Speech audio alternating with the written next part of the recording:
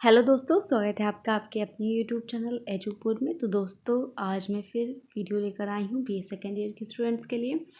तो ये BA second year के पेपर 2 की चैप्टर 8 की वीडियो है। ठीक है, चैप्टर 7 तक की वीडियो ऑलरेडी चैनल पे अपलोडेड है।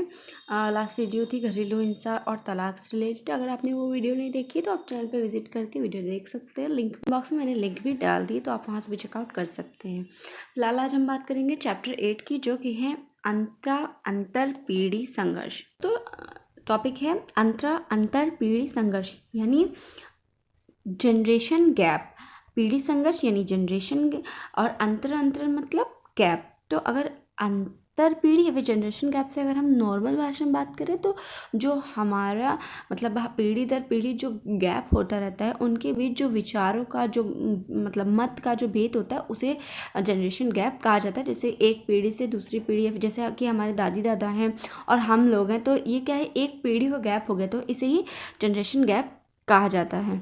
तो जनरेशन गैप तब होता है जब दो लोगों के बीच उम्र एक पूरी पीढ़ी का काफ़ी अंतर होता है। यह अक्सर माता पिता और बच्चों के बीच टकराव होने का कारण भी हो सकता है, यानी मतभेद जो होते हैं उसका भी कारण भी जनरेशन गैप हो सकता है।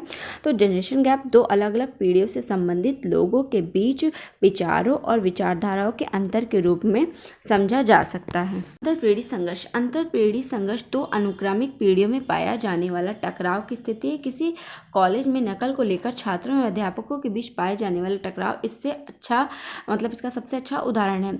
अंतर पीढ़ी संघर्ष का मतलब है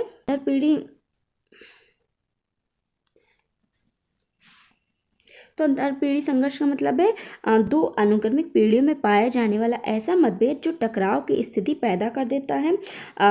जैसे कि यहाँ बताया जा रहा है कि किसी कॉलेज में नकल को लेकर छात्रों और अध्यापकों के बीच जो टकराव पाया जाता है वो अंतर पीढ़ी संघर्ष के एक उदाहरण के रूप में भी हम ले सकते हैं। तो इसका एक उदाहरण ये भी है कि यदि किसी परिवार में यदि बच्चे का और उनके माता पिता में प्रेम विवाह को लेकर टकराव होता है तो ये भी अंतर पीढ़ी संघर्ष का भी उदाहरण होता है। या फिर किसी का अलग कास्ट में हम विवाह करना चाह रहे हैं तो इससे भी हमारे माता पिता से हमारा टकराव होता है, मतभेद होते हैं। तो ये सभी अंतर पीढ़ी संघर्ष के अंतर्गत आते हैं। तो इस प्रकार हम ये कह सकते हैं कि जनरेशन गैप को विभिन्न पीढ़ियों के लोगों के बीच विश्वास और विचारों के अंतर के रूप में भी जाना जाता है। ये भी एक बहुत नॉर्मल सी बात बहुत सालों से आम है कि जनरेशन गैप अक्सर बच्चों और माता पिता या फिर उनकी दादी दादा के विचारों में अंतर को ही बताता है कि मतलब लोगों की सोच में क्या कैसे कैसे डिफ्रेंशिएट है। पहले के ज़माने के लोग किस तरह से सोचते थे, अब नए युग का दौर है तो आजकल के बच्चे किस तरह की सोच रखते हैं।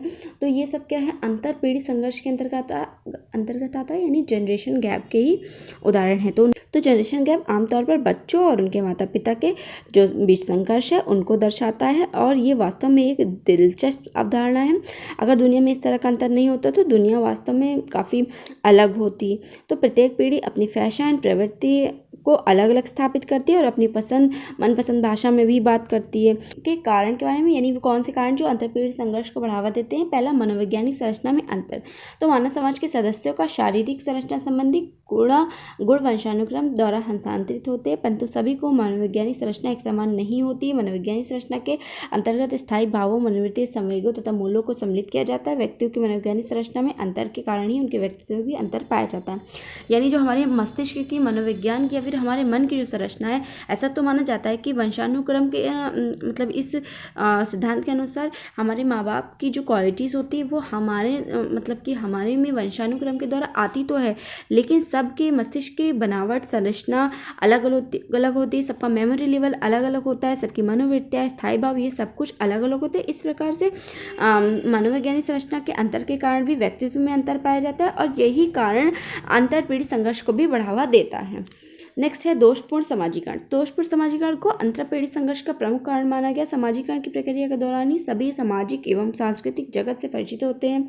इसी से हमसे अच्छे व बुरे आचरण का पता चलता है। माँ बाप बुरा आचरण करने पर बच्चों को डांटते हैं, परंतु कई बार ऐसा भी होता है कि माँ बाप बच्चों को समाजीकरण पक्षपातपूर्ण ढंग से करते हैं। यानी जो दोषपूर्ण समाजीकरण से तात्पर्य ये है कि अगर हम गलती करते हैं तो हमारे माँ बाप डांटते हैं, लेकिन कभी कभी ऐसा होता है कि घर में दो बच्चे हैं और एक की गलती करने पर उसे डांटा जाता है, लेकिन एक को इतना लाड प्यार दिया जाता है कि उसकी गलती किसी को दिखाई नहीं देती या फिर उसे डांटा नहीं जाता। तो ये हमारे समाज का एक दोषपूर्ण समाजीकरण है, जिसके कारण जनरेशन गैप भी बढ़ता है।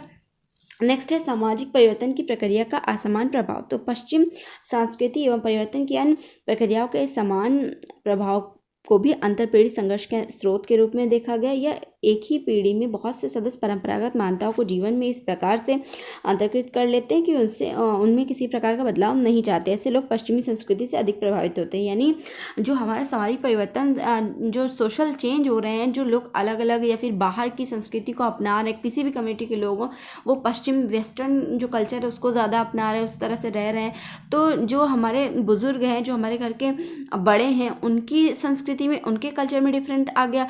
और औद्योगिकरण के कारण, डिजिटलीकरण के कारण जो डेवलपमेंट हुआ समाज में, जो सोशल चेंज आया, इसके कारण हम बच्चों की सोच भी बदल गई। तो ये जो सोच का डिफरेंशिएट आ गया ना, ये जनरेशन गैप के लिए कारण के रूप में विद्यमान है।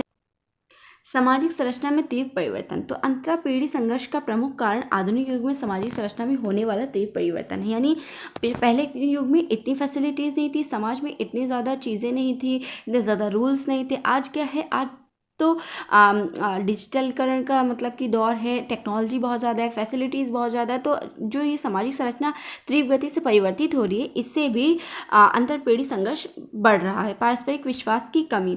जब विभिन्न पीढ़ियों में पाए जाने वाला विश्वास कम होने लगता है तो अंतरपीढ़ी संघर्ष विकसित हो जाता है। पुरानी पीढ़ी यह मानती है कि नई पीढ़ी अपने उत्तरदायित्व में उनसे कहीं पीछे है। नई पीढ़ी के लोग इजी गोइंग के दर्शन को अपनाने वाले हैं। वे कम ईमानदार अर्थात इतने बहादुर व स्पष्टवादी नहीं होते जितने कि पुरानी पीढ़ी के लोग होते हैं। जाहिर सी बात है कि जो पारस्परिक विश्वास है, ये हम डेवलप करते हैं। पुराने ज़माने के लोग या फिर जैसे हमारे दादी दादा, हमारे मम्मी पापा हैं, वो ज़बान के बहुत पक्के होते हैं। अगर कोई बात कहते हैं तो उसे करते भी है। लेकिन आजकल की जो जनरेशन है वो इजी गोइंग है, यानी शॉर्टकट रास्ता अपनाना चाहती है, लॉन्ग टर्म से नहीं चलना चाहती। आजकल किसी के पास वक्त नहीं है, किसी के पास फुर्सत नहीं है। तो जो हमारे बुज़ुर्ग हैं वो हमारे रिस्पॉन्सिबिलिटीज़ को लेकर हम पर बहुत कम ट्रस्ट करते हैं कि जिस तरह से इनका बिहेवियर है, इन लोगों ने कल्चर अपना रखा है, ये रिस्पॉन्सिबिलिटीज़ को नहीं निभा पाएंगे। तो ये सब भी जनरेशन गैप के लिए कारण के रूप में उत्तरदायित्व हैं। नेक्स्ट है मानदंडों एवं मूल्यों में संघर्ष। तो परिवर्तन की प्रक्रिया समाज के पुरातन एवं नवीन आदर्शों एवं मूल्यों में संघर्ष की स्थिति पैदा कर देती है। इससे व्यक्तिगत, सामुदायिक तथा सामाजिक विघटन को प्रोत्साहन मिलता है। क्योंकि अंतरपीढ़ी संघर्ष परिवार से प्रारंभ होता है, इसलिए आदर्श एवं मूल्य में पाए जाने वाले संघर्ष भी इस समस्या के लिए उत्तरदायी है।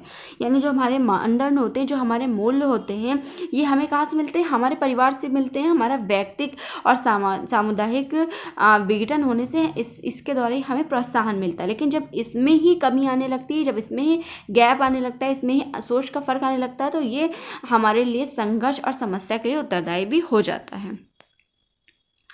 नेक्स्ट है पारिवारिक संरचना में परिवर्तन एवं विघटन। आधुनिक युग में औद्योगिकरण, नगरीकरण, पश्चिमीकरण, आधुनिकीकरण इत्यादि परिवर्तन की प्रक्रियाओं के परिणामस्वरूप संयुक्त परिवार की संरचना में भी अनेक परिवर्तन हो रहे हैं। इन परिवर्तनों में संयुक्त परिवार में कर्ता की सर्वोच्च स्थिति को झंझोर कर रख दिया है। नवीन पीढ़ी कर्ता की निर्गुण सत्ता में नहीं रहना चाहती, इसलिए वे नवीन पीढ़ी के लोग कर्ता के आदेशों एवं निर्णयों को नहीं मानते। यानी पहले क्या होता था कि घर में एक ही मुखिया होता था और उन्हीं के अकॉर्डिंग घर चलता था, किसको कब कहाँ जाना है, किस तरह से रहना है, किस तरह से घर की चीज़ सिस्टमेटिक वे में चलनी है, ये घर के मुखिया तय करते थे। लेकिन अब के बच्चे हैं, ये सब बाउंडेशन, ये सब चीज़ें नहीं मानते। वो फ्रीडम तौर से रहना चाहते हैं। और ये मतलब ये जो सामाजिक परिवर्तन, ये समाज की संरचना में जो परिवर्तन हो रहा है, ये सामाजिक विघटन का एक कारण है। नेक्स्ट है पीढ़ियों में शिक्षा की दृष्टि से अंतराल। अंतरपीढ़ी संघर्ष और उन परिवार तथा समुदाय में अधिक पाया जाता है जिनमें दो पीढ़ियों में शिक्षा की दृष्टि से काफ़ी अधिक अंतर पाया जाता है। नवीन पीढ़ी शिक्षा के परिणाम स्वरूप अपने दृष्टिकोण में अधिक आधुनिक तार्किक होती है। पीढ़ियों में शिक्षा की कमी से मतलब है कि जैसे हमारे दादी दादा हैं या बहुत से माँ बाप भी ऐसे होते हैं जो पढ़े लिखे नहीं होते और बच्चे बहुत अच्छे वेल हाईली क्वालिफाइड हो गए हैं। तो इसके जो ये शिक्षा की कमी है ना, ये भी सोच में अंतराल लाती है और इससे भी जनरेशन गैप होता है। नेक्स्ट है नगरीकरण एवं औद्योगिकरण। तो नगरीकरण एवं औद्योगिकरण ऐसी जुड़वा प्रक्रियाएं जो किसी भी समाज में बहुआयामी परिवर्तन के लिए उत्तरदायी होती हैं। इसमें पारिवारिक, सामुदायिक तथा सामाजिक संरचना इतना अधिक प्रभावित होती है कि परंपरागत मूल्यों को बनाए रखना कठिन हो जाता है और इन प्रक्रियाओं के परिणामस्वरूप होने वाले परिवर्तन से नवीन पीढ़ी से तो शीघ्रता से प्रभावित हो जाती है, परंतु पुरानी पीढ़ी पर इनके द्वारा जनित परिवर्तन का अधिक प्रभाव नहीं पड़ता। यानी जो नगरीकरण हो रहा है, जो औद्योगिकरण हो रहा है, जो टेक्नोलॉजीज आ रही, इससे नई जनरेशन तो कंपैटिबल हो जा रही है, उसे अपना ले रही है, ऑब्जर्व कर ले रही है, लेकिन जो पुरानी पीढ़ी है या जैसे हमारे मम्मा पापा हैं, हमारे दादी दादा हैं, ये नहीं कंपैटिबल हो पाते हैं।